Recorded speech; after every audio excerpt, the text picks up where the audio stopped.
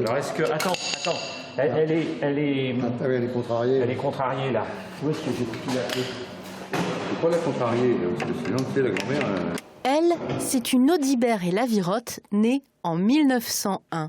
Pièce unique au monde, exposée au musée des 24 heures du Mans depuis les années 60. Mais pour que cette pionnière de l'histoire de l'automobile retrouve son lustre d'antan, On ne sait pas si elle va démarrer, mais on sait qu'on pourra s'arrêter. il aura fallu pas moins de 14 entreprises sous-traitantes et 2 années de travail. Carrosserie en bois, pièces en fonte et mécanique bien huilées. Dans quelques jours, elle sera prête à vivre une seconde jeunesse.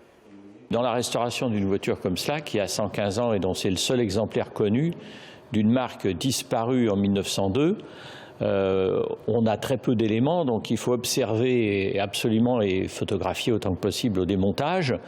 Essayer de comprendre, quand on a un peu d'expérience, qu'est-ce qui est vraiment d'origine et qu'est-ce qui a été adapté avec plus ou moins de bonheur au fil de la vie de la voiture lorsqu'elle a été utilisée. On sait que ça fait bientôt 60 ans que cette voiture vraisemblablement ne fonctionnait plus, était arrêtée. 60 ans de sommeil pour une belle qu'il a fallu totalement démonter.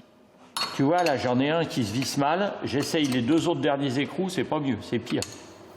Avec quelques surprises à la clé.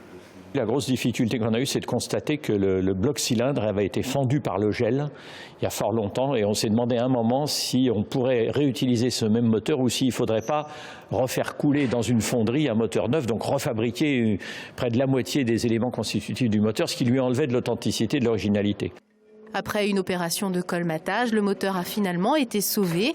Mais en matière de restauration de vieilles voitures, on sait quand les travaux commencent.